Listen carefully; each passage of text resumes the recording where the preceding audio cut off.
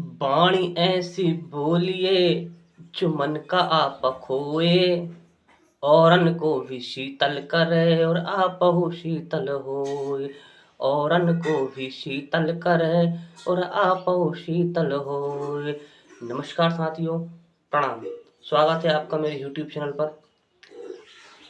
अगर आप चैनल पर नए हैं तो चैनल को सब्सक्राइब कीजिए, वीडियो पसंद आए तो वीडियो को लाइक कीजिए, क्योंकि आज का वीडियो आपके जीवन को बदल देने वाला वीडियो है। आज हम आपको शब्दों की शक्ति और शब्दों से मिलने वाली सफलता के बारे में विस्तार से चर्चा करेंगे। शब्द हमारे व्यक्तित्व का निर्माण करते हैं। शब्दों से ही हमारी पहचान है। शब्द ही हमें शून्य से शिखर तक ले जाते हैं। शब्दों की महिमा का सरल शब्दों में वर्णन करना नामुमकिन है। सुकरात कहते थे, आज आप जिन शब्दों का प्रयोग कर रहे हो, पृथ्वी गोल है, वही शब्द कल आप तक वापस लौट कर आएंगे।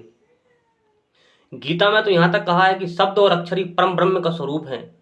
अक्षर ही ईश्वर है, अक्षर ही परम ब्रह्म है।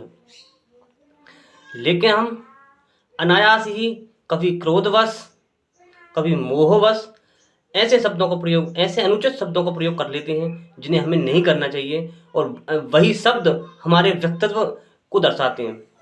कभी कभी हम अपनी माँ से, अपने पिता से, अपने भाई से, अपनी पत्नी से, अपने सखाओं से अनायास ही अनुचित शब्दों का प्रयोग कर लेते हैं, और ये वही शब्द हैं जो आपकी सफलता में बाधा पैदा करने वाले शब्द हैं। एक समय की बात है, हम एक मंदिर की ओर जा रहे थे। हमें रास्ते में एक कारीगर मिला। हमने पूछा, भाई आप क्या कर रहे हो? तो उसने कहा, इससे आपको क्या लेना देना।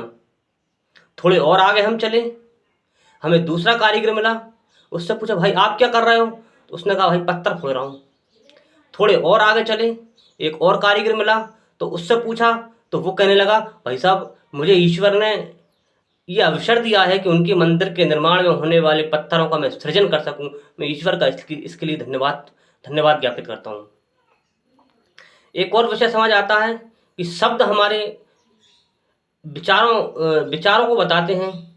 शब्दों से हमारे विचारों का निर्माण होता है, और हमारे विचार हमारे चरित्र को बनाते हैं, और हमारे चरित्र से हमारा व्यक्तित्व बनता है। व्यक्तित्व से हमारे संस्कार बनते हैं, संस्कारों का पता चलता है, और संस्कारों से हमारी परवरिश का पता चलता है। इसलिए हमेशा हमें सोच समझकर सरल शब्दों का प्रयोग करना चाहिए।